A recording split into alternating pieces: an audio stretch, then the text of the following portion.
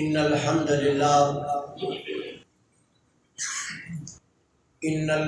لله نحمده ونستعينه ونستغفره ونستهديه ونستنصره ونعوذ بالله من شرور أنفسنا ومن سيئات أعمالنا من يهده الله فلا مضل له ومن يضلله فلا هادي له وأشهد أن لا إله إلا الله وحده لا شريك له وأشهد أن محمدا عبده ورسوله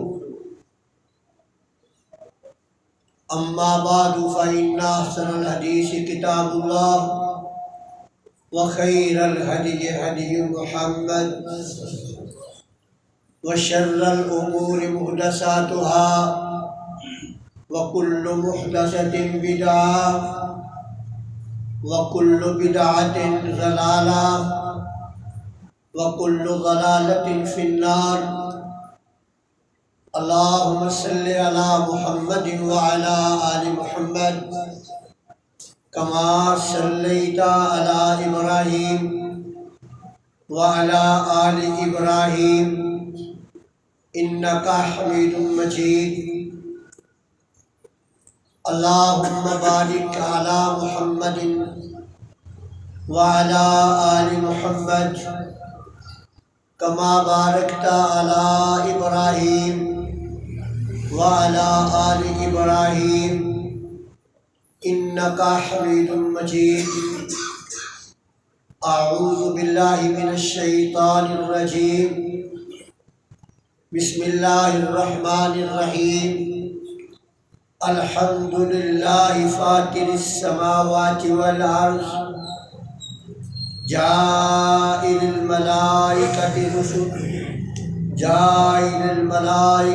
رسلا أولي أجنحة مثنى وثلاث ورباع رسلا إلى أجنحة مثنى وثلاث ورباع يزيد في الخلق ما يشاء إن الله على كل شيء قدير ما يفتح الله للناس من رحمة فلا ممسك وما يمسك فلا مرسل له من بعده وهو العزيز الحكيم يا أيها الناس اذكروا نعمة الله عليكم هل من خالق غير الله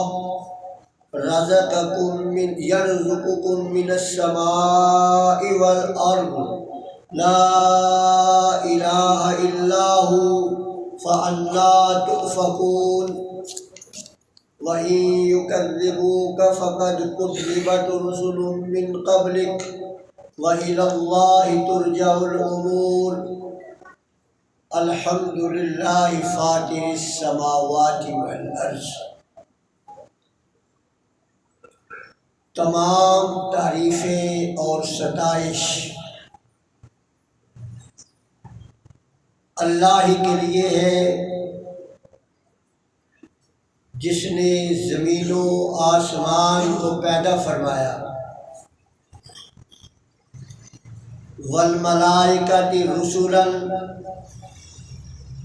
اور فرشتوں کو بنایا، ایلچی بنایا، اولی اجنحۃ مثنی وثلاث ورباع، اور وہ فرشتے بعض دو پروں والے ہیں، بعض تین والے ہیں، اور بعض چار والے ہیں۔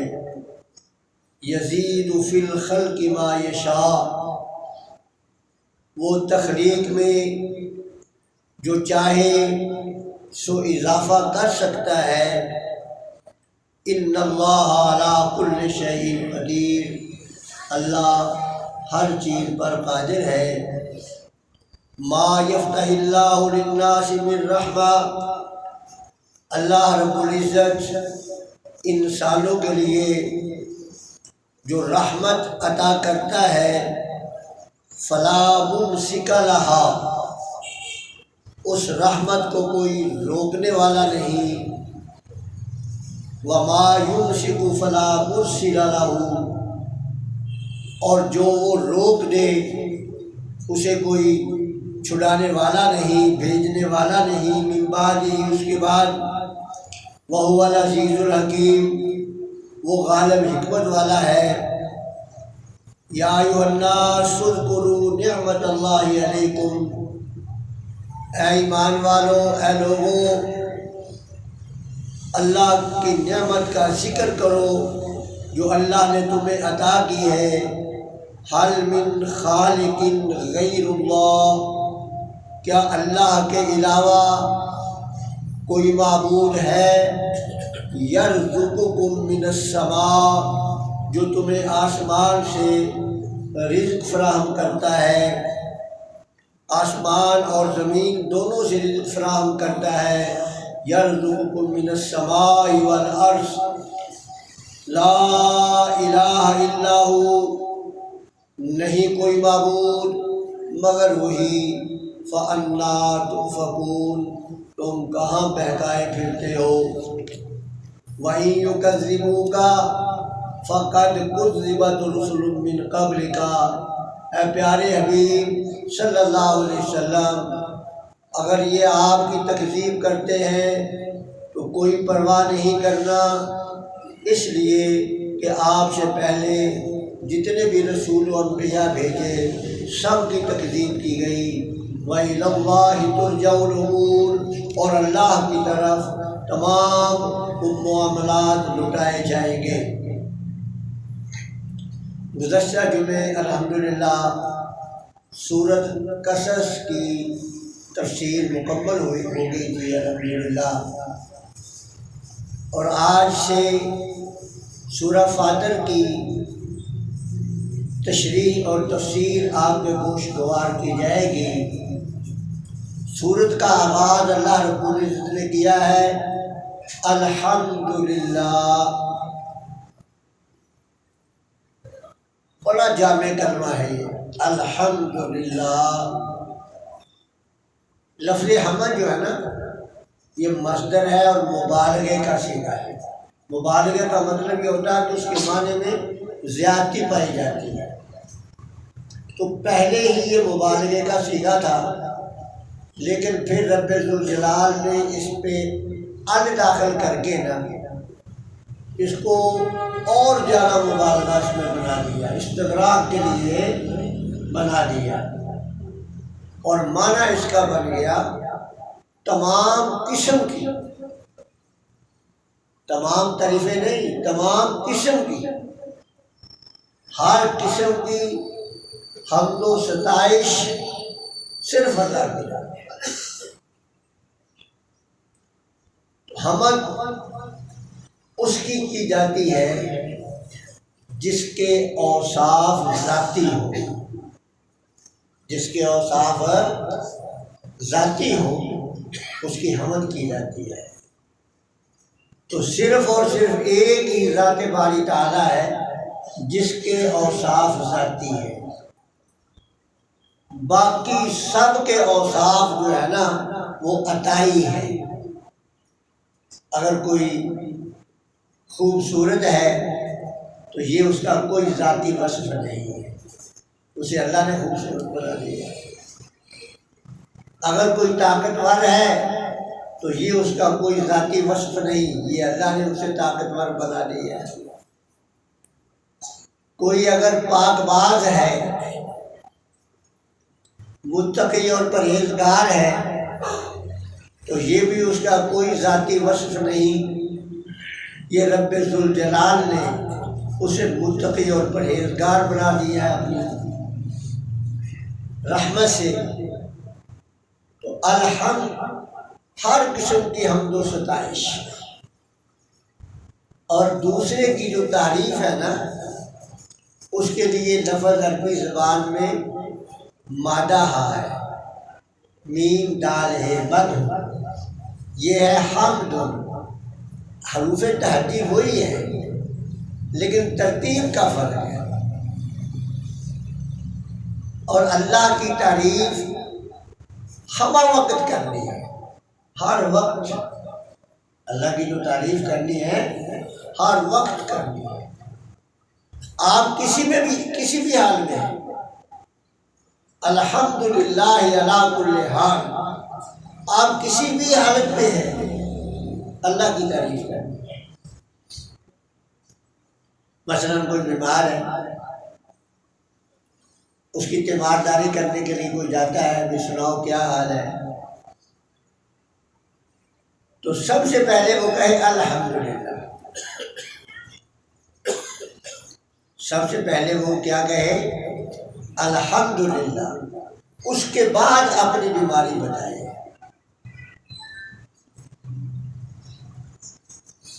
اب بعض جو ہے نا وہ چکنے ہوتے ہیں، الحمدللہ تو کہتے ہو جس کو کوئی بیماری نہ لگی ہو۔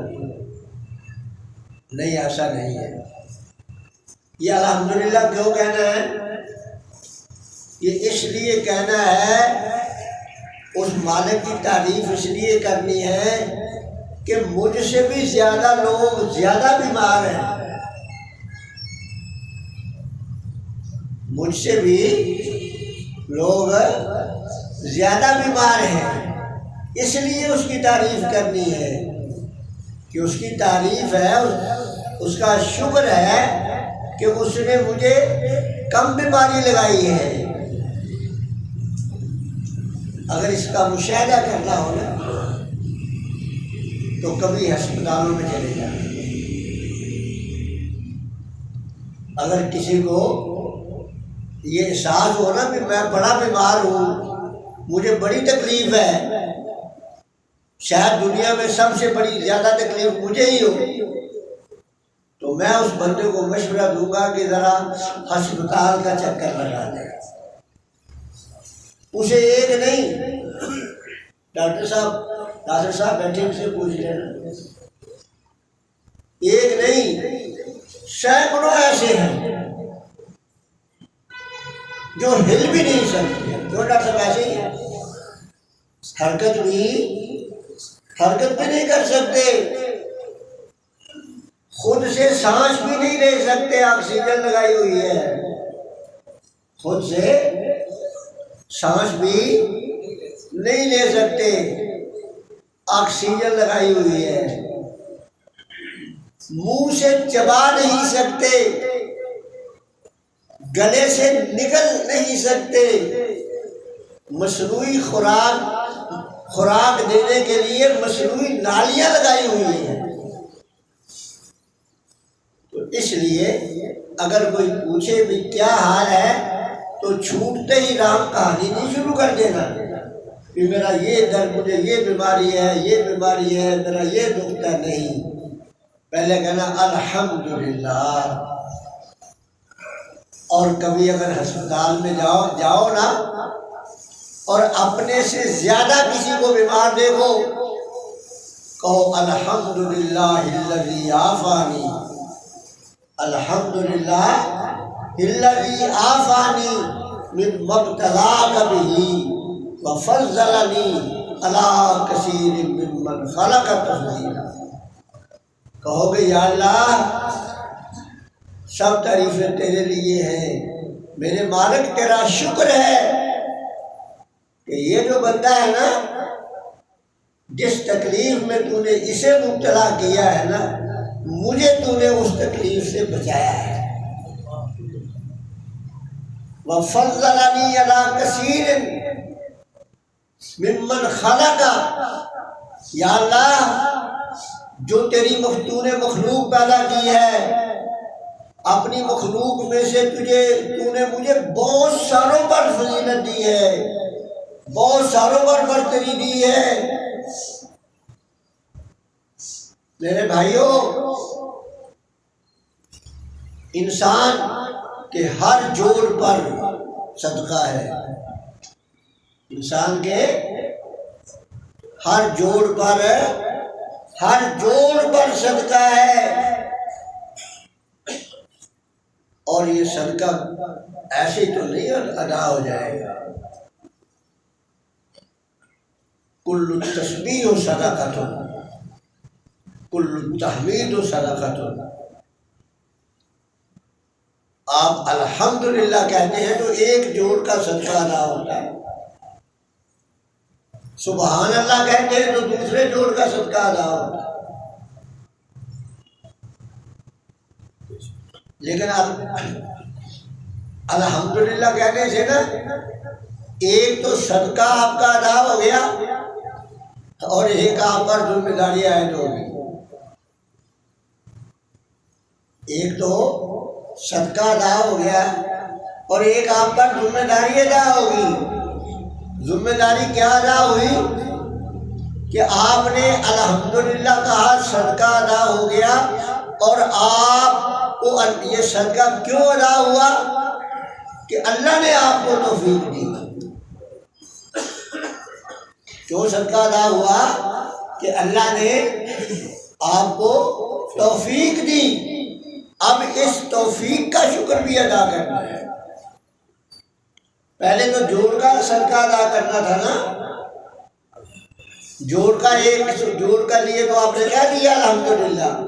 اب یہ جو آپ نے الحمدللہ کہا ہے نا، یہ اللہ کی توفیق ہے، یہ ایک الگ نعمت ہے، اس کا بھی صدقہ ادا کرنا ہے. تو ایک دفعہ الحمدللہ کہنے پر دوسری دفعہ الحمدللہ بھی کہنا پڑے گا. ایک دفعہ الحمدللہ. یہ تو تھے اس کے دنیا میں دنیا سے تعلق رکھتے ہیں. اب آجے اخروی لحاظ سے، اخروی لحاظ سے آپ صلی اللہ علیہ وسلم نے فرمایا الحمدللہ تملأ المیزان. ایک دفعہ الحمدللہ. لیکن یہ بندے کی نیت تقوی اور پرہیزگاری پر منحصر ہے. یہ میری بات یاد رکھیں. رسمی آپ 1000 دفعہ الحمدللہ کہیں جائے کوئی فائدہ نہیں. یہ جو دل ہے نا، اس سے نکلے الحمدللہ تو کیا ہوگا؟ تملأ المیزان. قیامت کے دن جو ترازو قائم ہونا ہے نا، جس میں نیکی اور بدیاں تولی جانی ہیں، تو ایک پلڑا نیکیوں والا جو ہے وہ ایک دفعہ الحمدللہ کہنے سے بھر جائے. ایک دفعہ الحمدللہ کہنے سے وہ نیکیوں والا پلڑا بھر جائے. اللہ اکبر. آپ اس کی رحمت میں صدقے جائیں کہ کام کم اجرت زیادہ ہے. محنت کم ہے اور اجرت زیادہ ہے. اللہ کی تعریف ہر وقت، ہر قسم کی تعریف اور ہر وقت کرنی چاہیے. اور پیارے پیغمبر صلی اللہ علیہ وسلم نے جو آپ کو دعائیں سکھائی ہے نا، ان میں اللہ کی تعریف ہر جگہ پہ نظر آ رہی ہے. کھانا کھائیں تو الحمدللہ، الحمدللہ. آپ نے کھانا کھایا بڑا ہی اچھا، کسی اعلیٰ ترین ہوٹل میں کھایا کسب حلال سے، کسی اعلیٰ ترین ہوٹل، اللہ نے آپ کو پیسہ دیا ہے ٹھیک ہے کھاؤ. کسی اعلیٰ ترین ہوٹل سے کھانا کھایا اور کھانا کھانے کے بعد آپ نے کہہ دیا الحمدللہ، تو قیامت والے دن سوال سے بچ جاؤ گے. اللہ نہیں پوچھے گا بھائی تم نے یہ جو آج کھانا کھایا ہے اس میں تو 16 ڈشیں تھی ہیں. اللہ نہیں پوچھے. آپ نے کہہ دیا الحمدللہ. اور ایک بندہ ہے اس نے روٹی کھائی ہے سبزی کے ساتھ، دال کے ساتھ، سوکھی روٹی کھائی ہے، لیکن اس نے الحمدللہ نہیں کہا۔ قیامت والے دن اس سے پوچھا جائے گا کہ میں نے تجھے وہ روٹی دی تھی، تو نے مجھے اس روٹی کھانے کے بعد میرا شکر کیوں نہیں ادا کیا، بتا۔ اب دیکھیں کتنا فائدہ ہے۔ ایک جو ہے اعلیٰ ترین خوراک کھا رہا ہے لیکن شرط قسمیں حلال کی ہے، اور اس الحمدللہ بڑھتا ہے، سوال ہے نہیں ہے۔ ایک دفعہ نا نبی اکرم صلی اللہ علیہ وسلم حضرت ابو بکر صدیق رضی اللہ عنہ گھر سے نکلے، راستے میں نا نبی اکرم صلی اللہ علیہ وسلم دوپہر کا وقت تھا۔ نبی اکرم صلی اللہ علیہ وسلم نے پوچھا ابو بکر یہ دوپہر کے وقت گھر سے نکلنے کا وقت تو نہیں ہوتا، کیوں نکلے؟ کہا اللہ کی قسم جس کے قبضے میں میری جان ہے نا، اللہ کے رسول بھوک نے بڑا تنگ کیا ہے، تو اس لیے میں نے کہا کہ دھیان کسی اور طرف ہو جائے گا۔ نبی کریم صلی اللہ علیہ وسلم نے فرمایا ابو بکر اللہ کی قسم جس وجہ سے تو گھر سے نکلا ہے نا، میں بھی اسی وجہ سے گھر سے نکلا۔ اور تھوڑا سا آگے گئے تو آگے عمر رضی اللہ تعالیٰ عنہ گئے۔ رسول رحمت صلی اللہ علیہ وسلم نے عمر سے پوچھا عمر خیر ہے؟ کہا اللہ کے رسول بھوک نے بہت تنگ کیا۔ اب تینوں چل پڑے، ایک انصاری کے باغ میں گئے، تقریباً آج کل کا ہی موسم تھا، کھجوریں آدھی کچی آدھی پکی، کیا پک گئی ہے؟ کچی ہے نا، آدھی کچی آدھی پکی۔ وہ انصاری صحابی حضرت ابو طلحہ انصاری رضی اللہ تعالیٰ عنہ وہ سمجھ گئے دل کو دل سے راہ ہوتا ہے۔ اگر دوستی تقوی اور پرہیزگاری پر ہو نا، اگر دوستی تقوی اور پرہیزگاری پر ہو نا تو پھر دل سے دل کو راہ ہوتا ہے، پھر بندہ چہرے دیکھ کر پہچان لیتا ہے۔ یہ اللہ توفیق دے دیتے ہیں۔ اس نے دیکھا، اس نے کہا کہ یہ جو تین یار اکٹھے آئے ہیں لگتا ہے ان کو بھوک نے بڑا تنگ کیا ہے۔ جلدی سے کھجور کے ایک پیڑ سے نا ایک خوشہ کاٹ لائے، اس میں کچھ کچی کچھ پکی، اور رکھ کے کہنے لگے اللہ کے رسول اب یہ تھوڑی دیر کھائے میں بھی آ رہا۔ اللہ اکبر اللہ اکبر۔ انہوں نے خود ایک بکرا پکڑا، اس کو ذبح کرنے لگ گئے، ادھر انہوں نے نا حسب تمنا کھا لی۔ تو حضرت رسول اللہ صلی اللہ علیہ وسلم نے فرمایا لَتُسْأَلُنَّ يَوْمَئِذٍ عَنِ النَّعِيمِ، قیامت کے دن ان نعمتوں کے بارے میں پوچھا جائے۔ حضرت عمر رضی اللہ تعالیٰ عنہ نے وہ شاخ جس میں سے پکی پکی کھجوریں کھا لی تھی نا، کچی کچی باقی رہ گئی تھی، وہ زمین پہ مار کر کہنے لگے کہ اللہ کے رسول کئی دنوں کے بعد یہ کچی سی کھجوریں ملی ہیں، کیا اس کے بارے میں بھی پوچھا جائے گا؟ نبی کریم صلی اللہ علیہ وسلم نے فرمایا عمر کھجوریں بھلے کچی پکی تھی لیکن تیری بھوک کو مٹا دیا ہے، تیری کمر کو سیدھا کر دیا ہے۔ اس لیے میرے بھائیوں پیغمبر صلی اللہ علیہ وسلم نے تعلیم دی۔ آپ سو کر اٹھے ہیں تو یہ تعلیم دی کہ الحمدللہ الذی احیانا بعد ما اماتنا، کہ اللہ تیرا شکر ہے کہ تو نے مجھے سونے کے بعد اٹھا لیا ہے، اگر چاہتا تو اٹھا کر اور کہیں لے جاتا، تیرا شکر ہے۔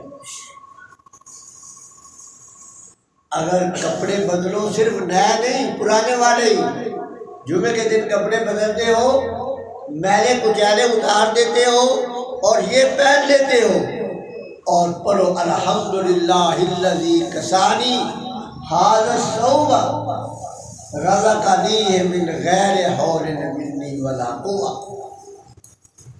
بڑی حدیث کو آپ نے غور ہے، الحمدللہ الذی کسانی، یعنی یہ ضروری نہیں ہے کہ نئے کپڑوں کے لیے ہی ہے، صاف میلے کچیلے اتار دیے، صاف دھلے ہوئے پہننے لگے ہو تو دعا پڑھو الحمدللہ الذی کسانی، کہ تمام تعریفیں اللہ کے لیے ہیں جس نے مجھے یہ کپڑا پہننے کو دیا ہے، رزقنی من غیر حول منی ولا قوة۔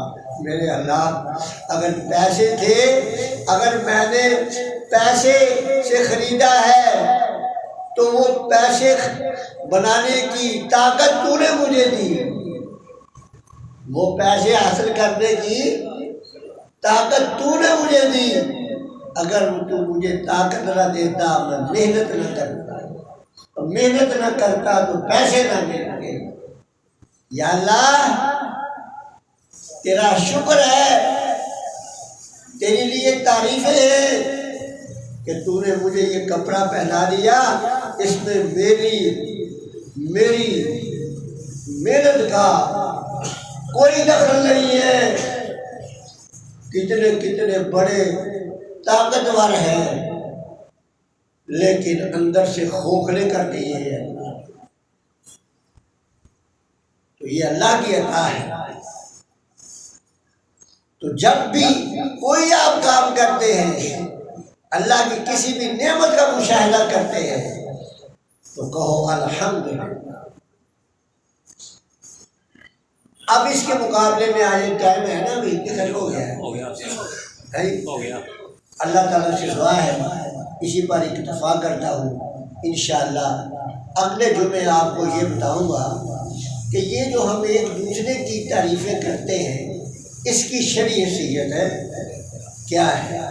آج تو یہ بتایا نا کہ اللہ کی تعریف کی شرعی حیثیت کیا ہے، تو اگلی دفعہ انشاءاللہ یہ بتاؤں گا کہ یہ جو ہم ایک دوسرے کی تعریفیں کرتے ہیں نا، تو ضرور تشریف لائیں، ذرا شروع میں تشریف لائیں تاکہ آپ کو اصل مسئلے کا پتہ چلے، اور ہم جو غلطیاں کرتے ہیں ہمیں اپنی غلطیوں کو ختم کرنے کا جو ہے نا وہ ہمیں طریقہ آ جائے، اور آئندہ ہم اس قسم کی غلطیاں نہ کریں۔ وآخر دعوانا الحمدللہ رب العالمین۔